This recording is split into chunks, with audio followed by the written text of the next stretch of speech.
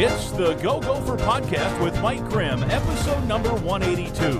I am Mike Grimm, voice of the Golden Gophers, and welcome back to the podcast. We're talking Golden Gopher volleyball this week with head coach Keegan Cook. He enters year 3 with the program with high hopes. The Gophers will host an exhibition game against alumni players this weekend and then open the season on Monday, August 25th in Sioux Falls, taking on 16th rated Texas A&M. We'll break it all down with head coach Keegan Cook upcoming. Our Go Gopher podcast is presented by alumni-owned Sunbelt Business Advisors and True North Mergers and Acquisitions. If you're a business founder planning to exit your business, start by contacting Sunbelt Business Advisors and True North Mergers and Acquisitions. Sunbelt serves more businesses up to $5 million in revenue than anyone, and True North M&A serves companies with revenues up to $150 million. Get a confidential, no-cost, no-obligation business valuation started today. Hey, make the most of your life's work. Visit sunbeltminnesota.com or tnma.com today. Affinity Plus Federal Credit Union's also a big sponsor of the Go Gopher podcast. Life math is complicated, and Affinity Plus Federal Credit Union makes it easier with local financial experts available to help in person or virtually. Go to affinityplus.org/GoGophers for more info. The Go Gopher podcast is also presented by Onyx Maps. Find out how to download the Onyx Fish app for free by listening to the Go Gopher podcast. We're podcasting episode 182 from the Aquarius Home Services studio. We invite you to subscribe to the Go Gopher podcast. It's free to do so. You can also go back and listen to the Go Gopher podcast from previous weeks. Last episode, for example, we talked Big Ten football from Big Ten Football Media Days. This week, we're talking volleyball with Golden Gopher head coach Keegan Cook, who will join me next.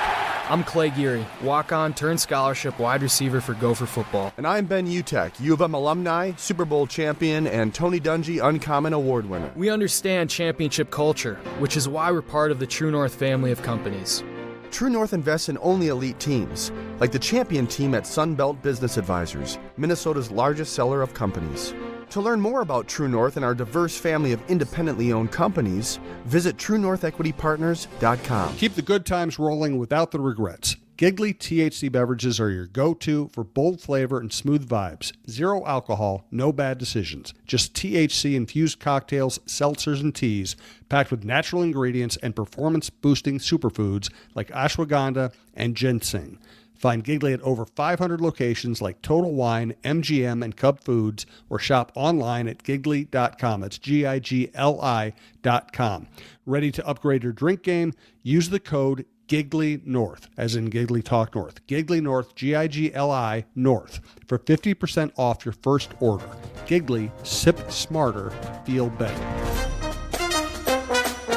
It's episode 182. We are talking Golden Gopher volleyball as we are getting to crunch time of the preseason and games just around the corner. Keegan Cook, the head coach, always kind enough to give us some time at the start of the season and then sometimes during the season as well. And it's always fun, and it's always one of our most listened to podcasts when you're on. How about that? Hey, I'll take it. It's good to be back. Yeah, good to see you. How are things going right now? You're in preseason drills, practices, getting to know your team. Give me the general synopsis of Gopher volleyball at this point as we record on Wednesday, August 7th. Yeah, we had an earliest start date in the history of college volleyball. NCAA gave us an extra week to prepare for the season, which we think is great for the athletes. So we made the most of that, reported on the 30th, started practice on the 31st.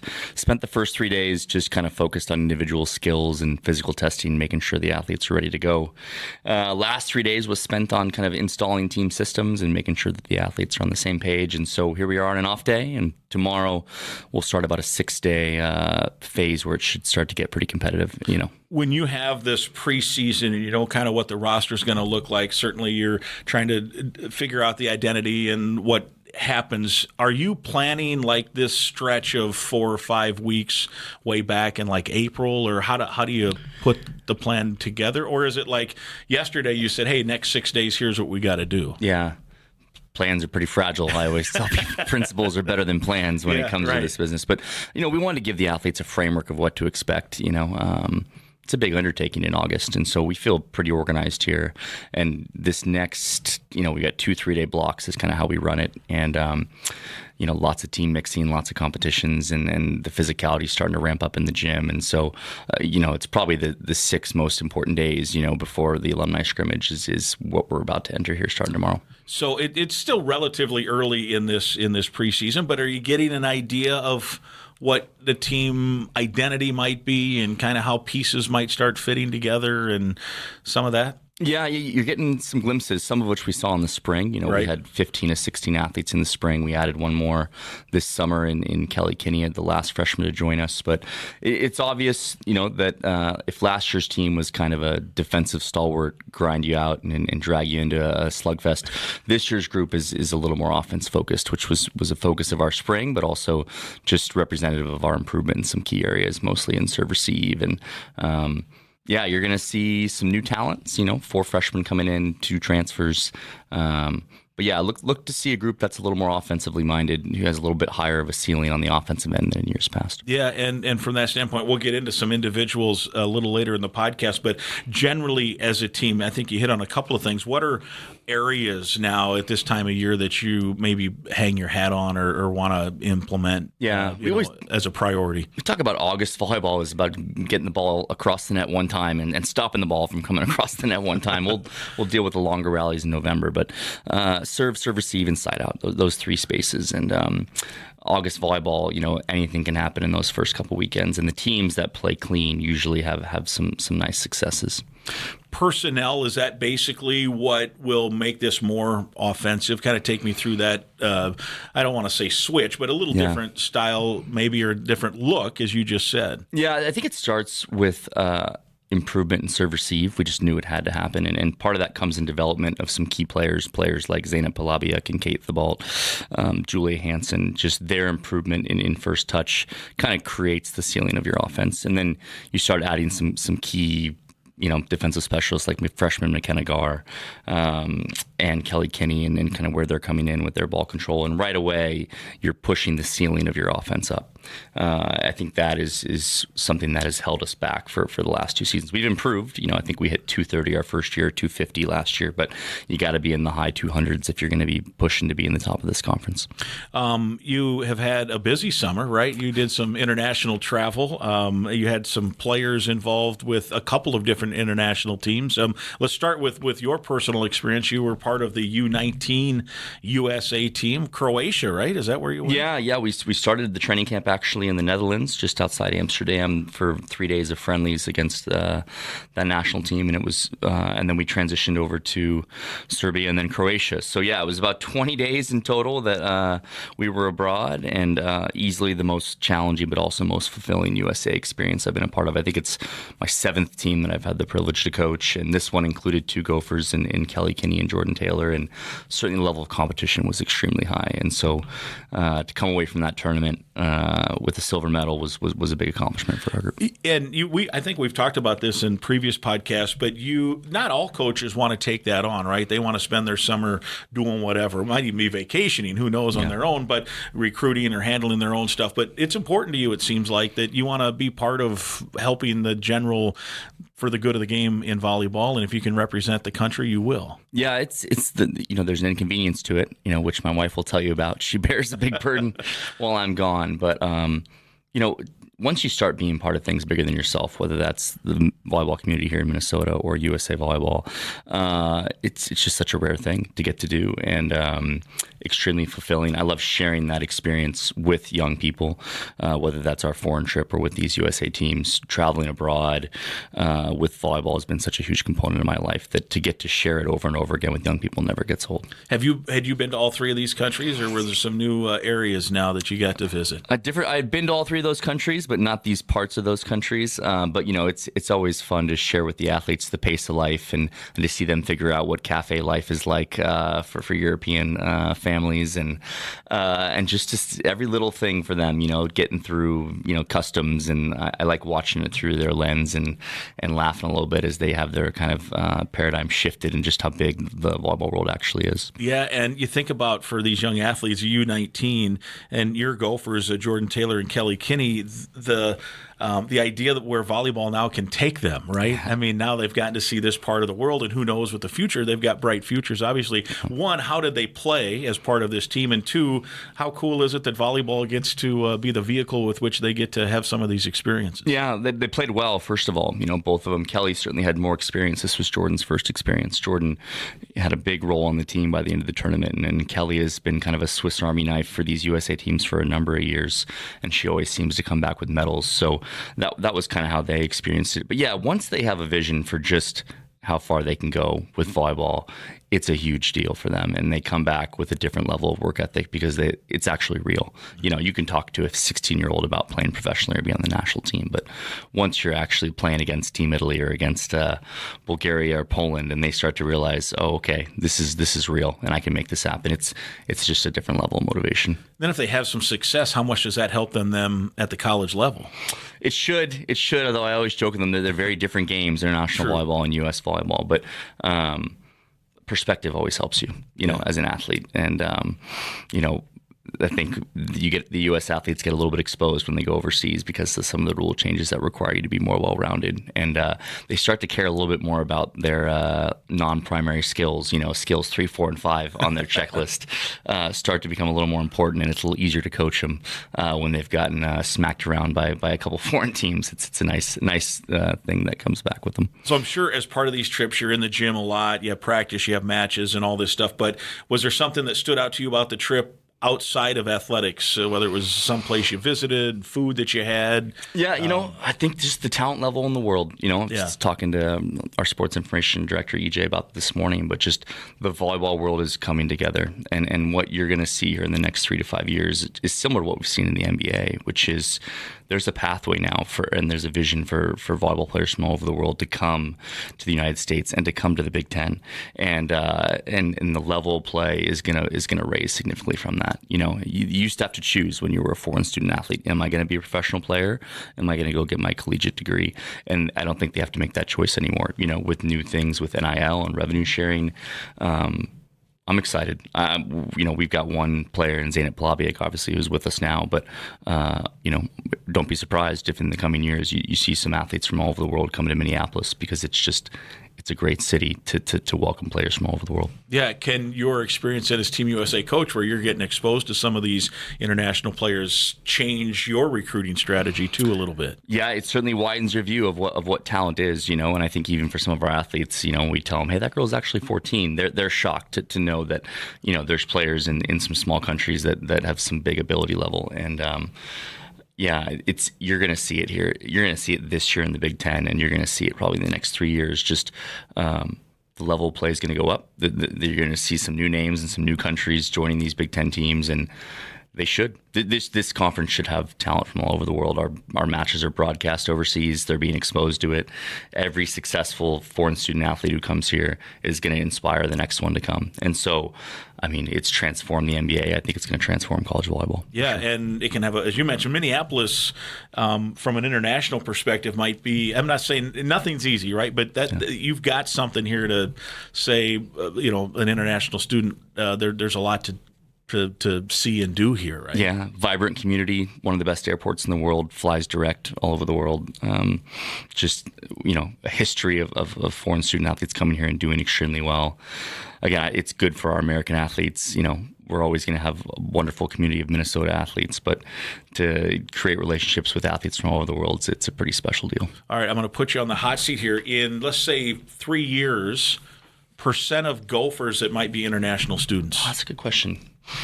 Again, what will roster sizes be right now? Right. We're at 18, and hopefully we're in the space where we've got 2 to 4 student athletes. I think from around the world, I think would be a healthy representative in addition to the domestic talent that we're getting.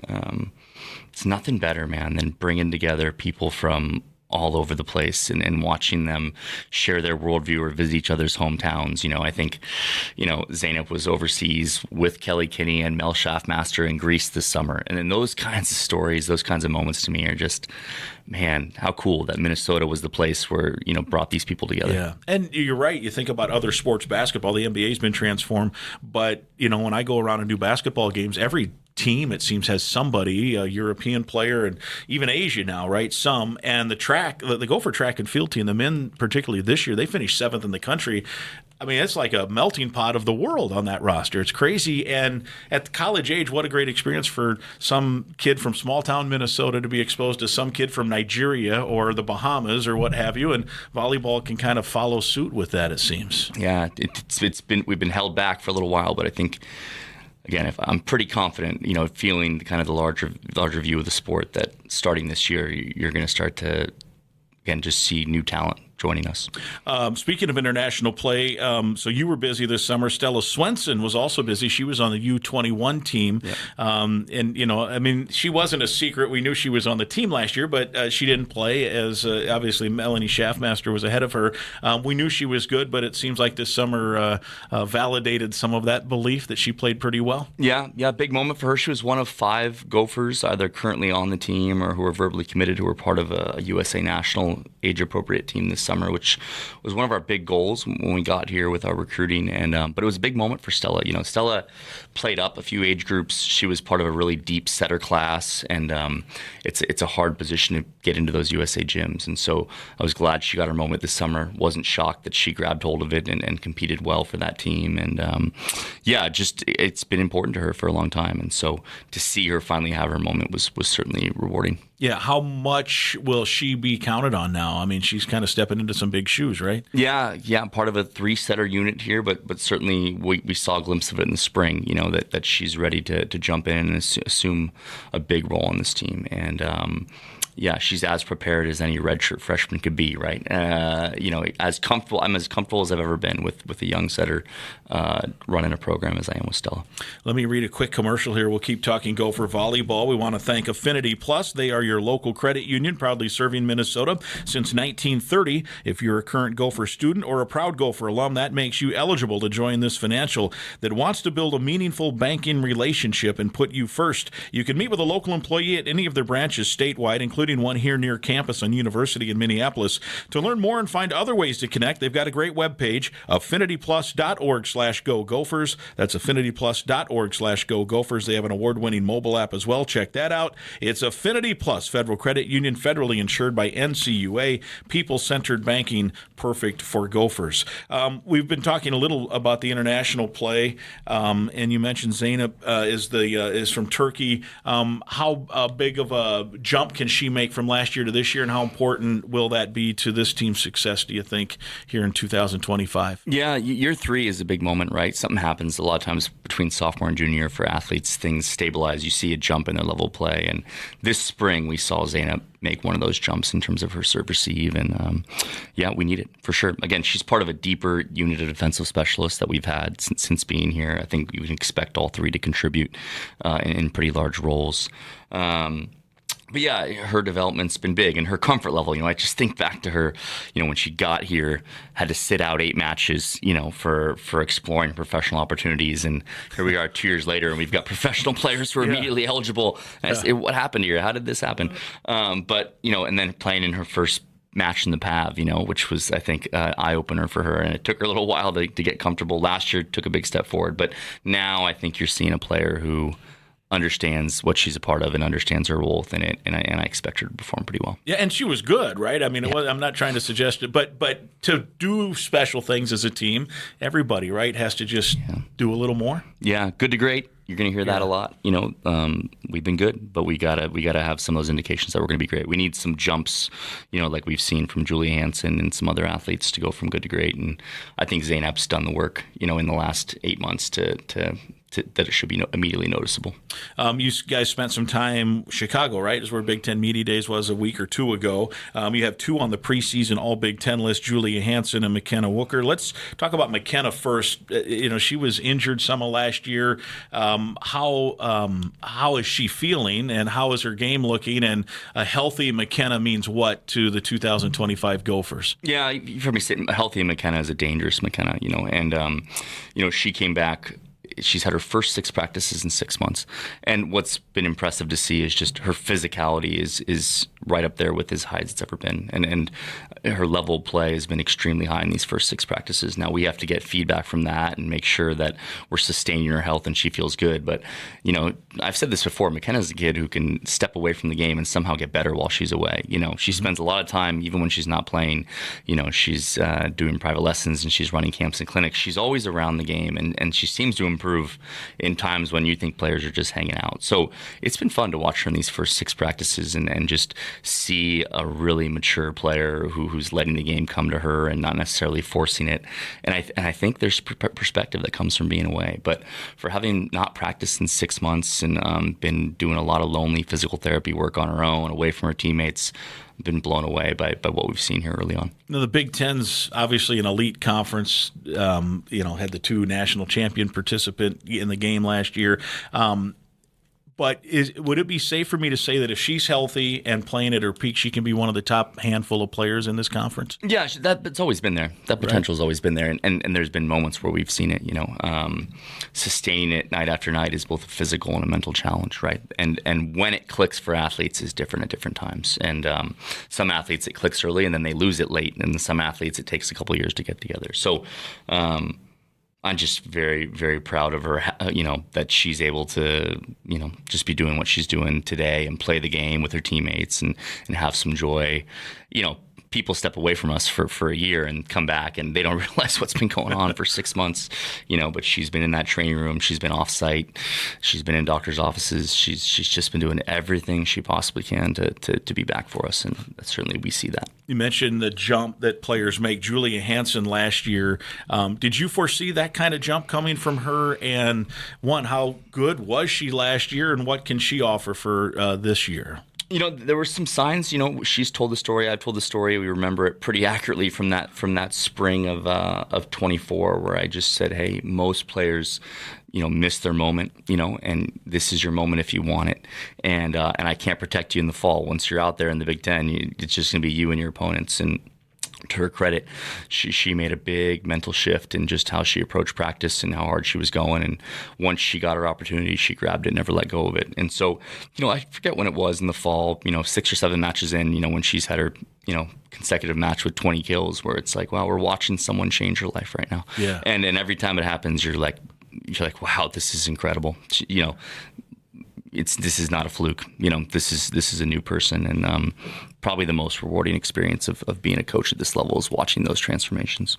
You mentioned the newcomers and 2 transfers, and then a top 10 recruiting class involving 4 freshmen. Let's talk about your transfer from Purdue, who obviously has some experience in the Big Ten. Lourdes, is that right? Yep. Myers. Yep. Lourdes Myers, having a great fall camp right now. Came in the spring, again, got in the gym with us right away, made an immediate impact offensively, just brings Big Ten physicality, very, very offensively gifted in front and behind the setter, a player who's just been a steady contributor for a good Purdue team, well-coached athlete, and I've just enjoyed working with her and getting to know her, and right now in this early training camp, some good signs. The goal we told her is always to make sure 2 things: 1, that it's the best year of her career, and 2, that she's ready to be a professional when she's done here.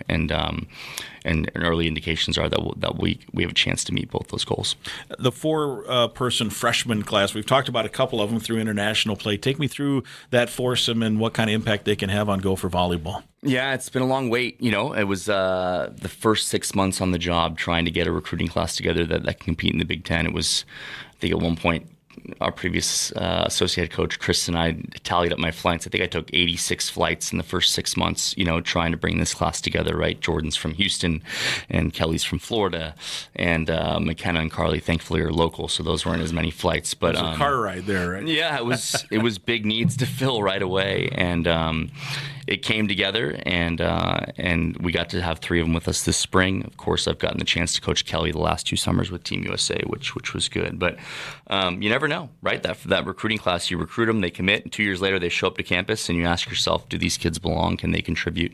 And they've all answered that question pretty quickly, which is they will contribute. How much and how early is up to them, but there's no doubt they belong. Yeah, it's really fun too. You get, like you mentioned, you got a couple of players from around the country, and then 2 locals, and that makes a nice mix of a class. Yeah, it's kind of how we want it to be, right? We've got kids who are getting their first cabin experiences up north, and then kids who are places to fly when things get cold in the winter break. It's fun to see them experience each other's hometowns. It's fun. We've got a few more questions here for Keegan Cook on episode 182. First, want to talk about summer. It's slowly leaking away here, but there's still time to get out and do some fishing. And if you do get the onX Fish app, it'll help you find the next best bite. The Fish app offers the most comprehensive fishing tool for increasing your success. The Fish app can find new places to fish. It can sort by lake, species, abundance, trophy, and keeper potential. onX Fish also shows you hot spots, lake-by-lake regulations, private and public land ownership info, and more. Download onX Fish on the App Store or go online onxmaps.com/fish to get more info about the app that is changing the game on water, and you can try it a 7-day free trial. Keegan Cook with us. Alumni match coming up a week from Saturday as we record. Take me through how that kind of came together, and obviously there's some fairly talented alums that may be part of that and give you guys a test. Yeah, just community has always been one of our big focuses, and we've been able to connect with the alumni a lot in these last 2 years, and this was kind of the next iteration of that, of getting them back in front of the home crowd at the PAV, and they've been in and around our gym all summer. That's been something that's been amazing to me since being here, is just how often these professional athletes are coming back, spending time in the gym, in the weight room, sharing time with our athletes and offering up some encouragement and some mentorship. And so, yeah, I'm excited to get these guys back in the gym. Most of these athletes I've heard of and never seen play, and my reputation will be in some trouble at times, But yeah, just a cool opportunity, one that we hope to do every couple years, right, is get a team together and to compete against our guys. And how has it been for you to get connected with some of these former players? Because you didn't coach them, but I know PJ has talked about that in football, that was a challenge for him early, is to, get established with guys that he didn't coach, but who love the program. So how has that transition been for you? So many of them are still around, in the community, and that certainly made it easier. That's not the norm. A lot of these athletes, they finish their collegiate career and then they're off, and they may not come back ever to their college town. Minnesota is not one of those places. These athletes tend to return home and they're around, but we've brought in probably almost 24 alumni over the first 3 years to speak to the team and share their stories from both Mike's time and Hugh's time, and those were important stories for me to hear, important stories for our team to hear. Again, just to remind them, hey, we're part of something much bigger and longer than whatever we're going through right now, and that perspective I think is invaluable. I just, for the first time, I know the schedule's been out, and I probably browsed through it when it first came out, but now we're getting nitty gritty. The season's about to start. When I looked at it, I thought this seems to be maybe a bit lighter from a competition standpoint than it has been previously. Do you think I'm right on that? And two, is it by design?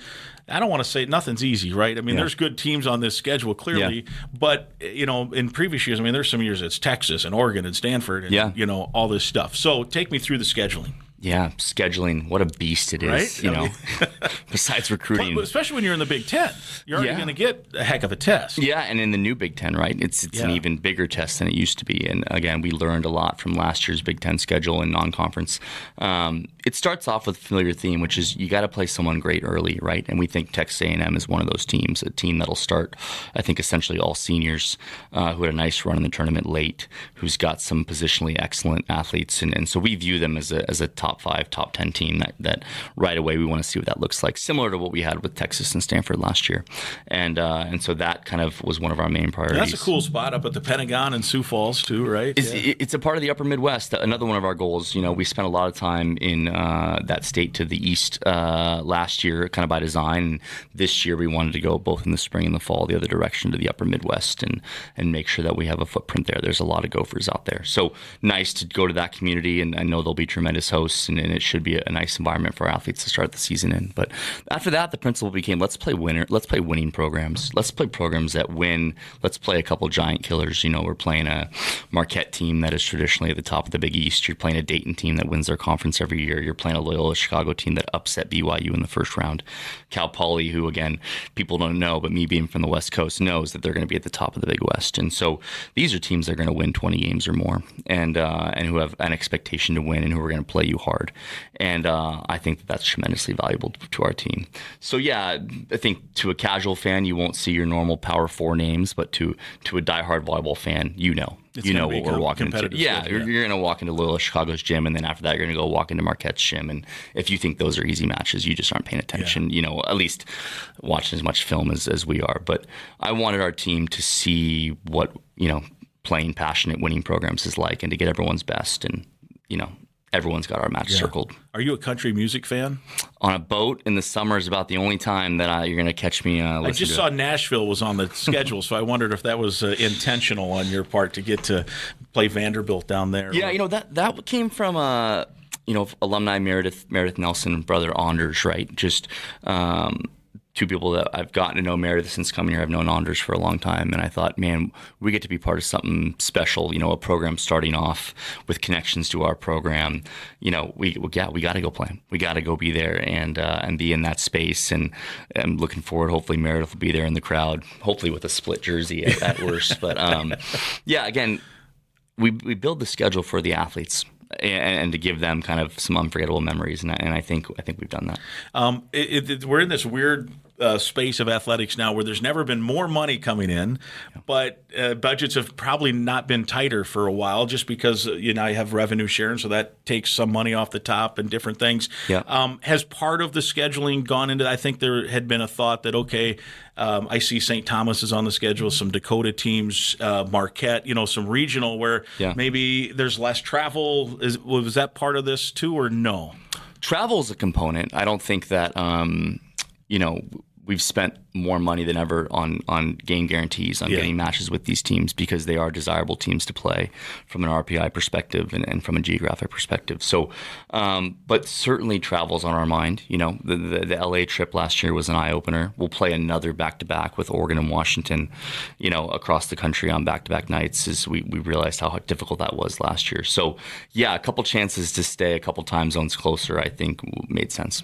Last one for you. We mentioned you were at Big Ten Media Day, you and a couple of the athletes. The preseason rankings came out, or the predictions. The two teams that played for it all last year, Nebraska, Penn State, then Wisconsin, then Minnesota. So you're right there in this tough league, and then teams right behind you are really good too. How do you assess just generally this conference right now? Yeah, you go team by team. Maybe 16 of them should be better than they were last year, and maybe 2 of them are reorganizing. But to me, it'll be the best that it's been in my 3 years here, just top to bottom. I think we've seen some pretty big disparity between the top of the conference and the bottom of the conference, and that's hurt us in terms of the number of bids the last few years. I don't think we will expect that this year. I do expect some of the middle bottom of the conference to improve quite a bit and compete with the top third of the conference. But again, you're talking about 18 teams, and you're getting to like 12 and 13. You're like, yeah, they're really good, and it just is eye opening. It was great to be at Big Ten Media Day. It was great to see the vision of the commissioner and how much the Big Ten is investing in volleyball and continues to see volleyball as one of their premier sports, and just leading the way as usual. Just a lot of gratitude to be part of this conference, and a ton of gratitude to be Minnesota. Yeah, and part of it too is you guys are earning it, right? I mean, you guys are getting good TV ratings. You guys are getting followers and impressions on the web pages and all this stuff. So, in one sense, you're giving the conference no choice but to let's televise more of these matches. Yeah, a lot of credit. We're filling large arenas with huge numbers of players and fans, and looking forward to that opportunity here in the coming year to get some matches in some other venues where we can get 10,000 fans. And I have no doubt that Gopher fans will show up in those moments. Yeah, no doubt. Well, it's alumni match a week from Saturday. Then it's off to Sioux Falls later in the month, and before you know it, we'll be hopefully in December and talking about a nice run in the postseason. That sounds good to me. Yeah. All right. Always great to see you, Coach. Thank you. Thanks for your time. He is Keegan Cook. It's episode 182. My thanks to Keegan Cook. He's always been gracious with his time, spending it with us here on the Go Gopher Podcast. I know he's excited about his team this season, and you should be too. Episode 182 is presented by Sunbelt Business Advisors and True North Mergers and Acquisitions. If you're buying or selling a business, visit sunbeltminnesota.com or tnma.com. We're also partnered with Affinity Plus Federal Credit Union, a locally member-owned full-service financial invested in you. You can learn more at affinityplus.org/Go Gophers. That's affinityplus.org/Go Gophers. OnX Fish also sponsors our show. Happy fishing from OnX Maps. Again, I'd invite you to listen to past podcasts, and please right now click that subscribe button to the Go Gopher Podcast. It's free to subscribe and free to listen at any time. And please share the link to the podcast with others so they can subscribe and listen as well. And if you enjoyed the podcast, please let us know with some positive feedback on your social media channels. We'll talk again next week.